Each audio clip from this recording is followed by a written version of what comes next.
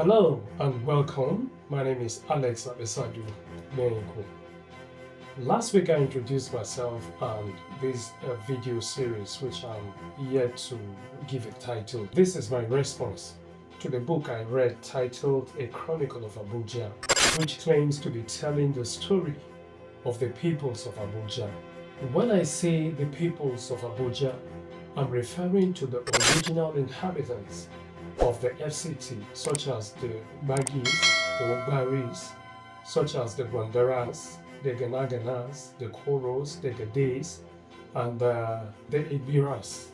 But the book talks about peoples of Abuja as if the Habe people, also known as the Hausa people, who fled from Zaria as a result of the Fulani Jihad that started in 1804, founded the FCT Abuja, and therefore the predominant cultures, traditions, and even the history of Abuja was the same thing as the history of the Habe people. The man who compiled the book, Abdallah Uba Adamu, said he was a visiting scholar in a German university sometimes in 2006 when he came across the material in their online library. The original material that make up the book, A Chronicle of Abuja, were originally written in Hausa before they were translated into English by Dr. Frank J. Heath. Well, I am not a scholar, neither am I a historian, but I'm someone who is in love with history. I love learning about the history, culture, and traditions of not only my people, the Bagi people, but all the people of the world. I have an increasing curiosity about learning. That's one of the reasons that make me even more curious about this book, A Chronicle of Abuja, which I believe is grossly misleading. His Royal Highness Suleiman Barrow was born in 1903 and was appointed Emir of Abuja in 1944. He was recorded to be the first Western-trained Emir in the whole of Nigeria, according to Wikipedia.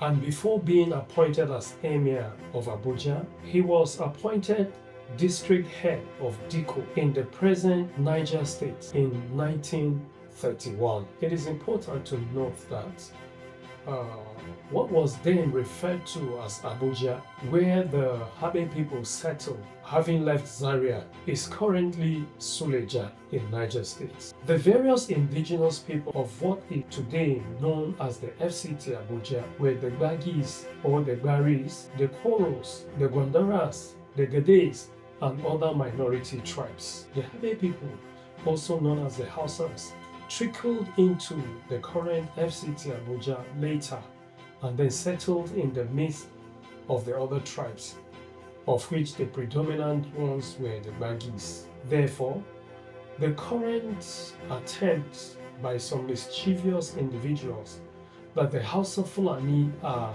also indigenous to the FCT, to the current FCT Abuja, has no basis.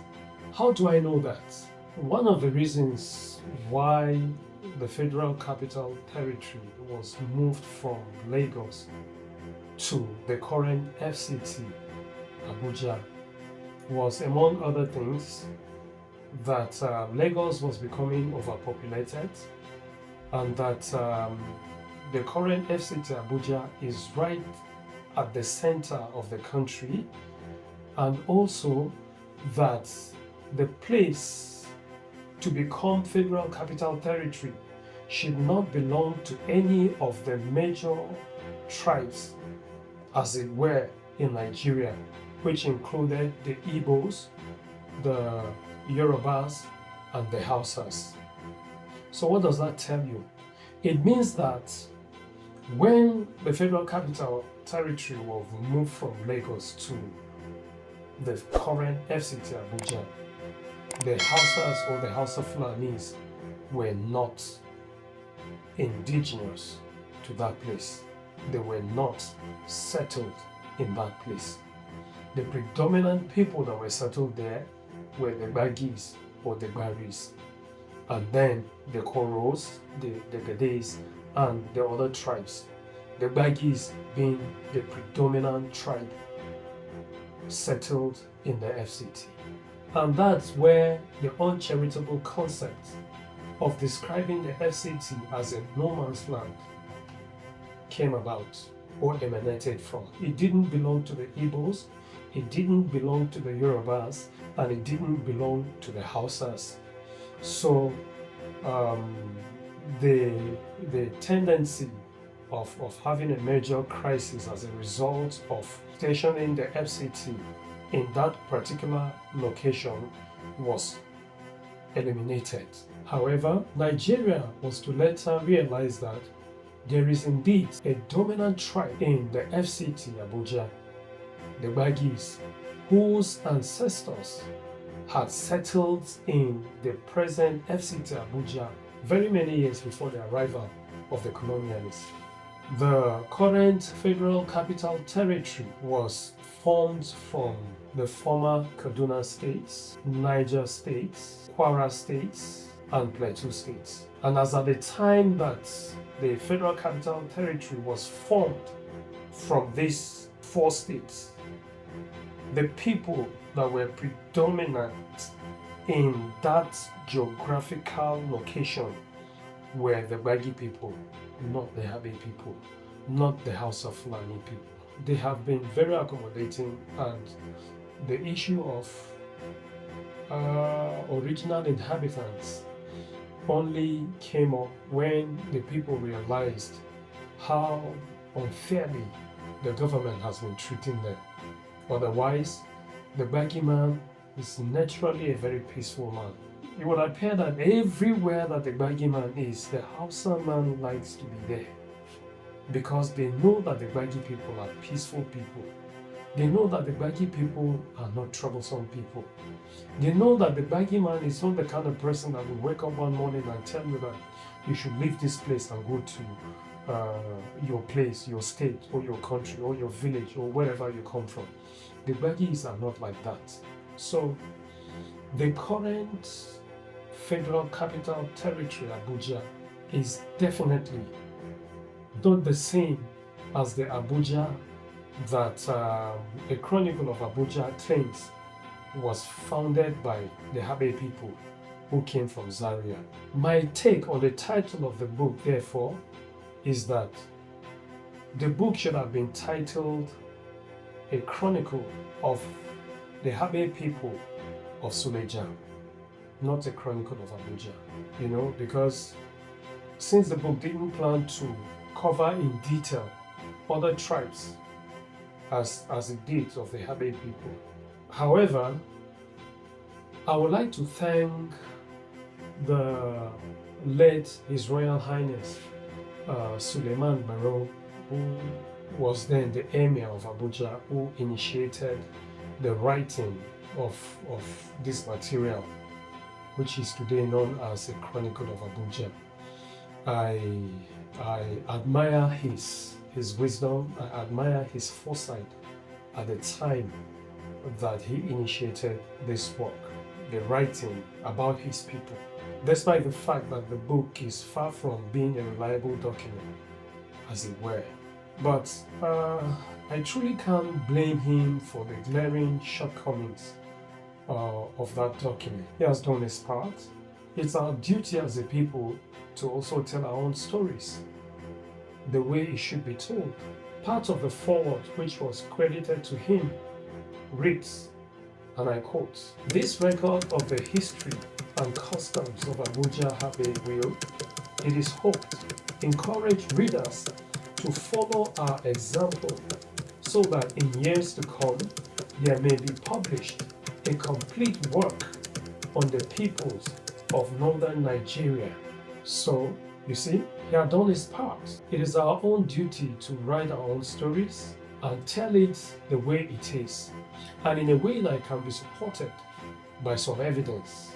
According to Frank Heath, in the introduction of the book, as credited to him also, he wrote, and I quote, "In olden times, This was the southwest part of the kingdom of Zazzau, the southernmost of the 7 Hausa states, whose traditional function it was to provide slaves for the other 6. The population, therefore, has always consisted mainly of the various pagan tribes from which slaves were taken when the Fulani, in their holy war of conquest, drove the original Habe king of Zazzau from Zaria. He made himself a new kingdom out of these Abuja lands. I don't want this video to be too long, so I would like to stop here. We shall continue next week, Thursday. But before leaving, I would like to leave you with this, something to think about. That the Habe people, the Hausa people, know the Gbagi people very well. They know how peaceful these people are. They know how accommodating these people are. So it was easy for the Habe king, having fled from Zazzau, to still come and settle in the midst of the Gbagi people. As we all know in Nigeria, the Gbagi people are not interested in dominating anybody. Go to their various communities and see how people from different parts of the country have settled with them peacefully. The Gbagi man naturally doesn't make trouble. The Gbagi man is not the kind of person that will wake up the following morning and tell his neighbors to leave and go back to their states, or go back to their villages, or go back to their countries. That's not what that's not who the Gbagi person is. And unfortunately, that's one of the reasons why people think they can just turn them into horses and ride upon them. In the next video, we shall go deeper into the book, in the story of Bayajida,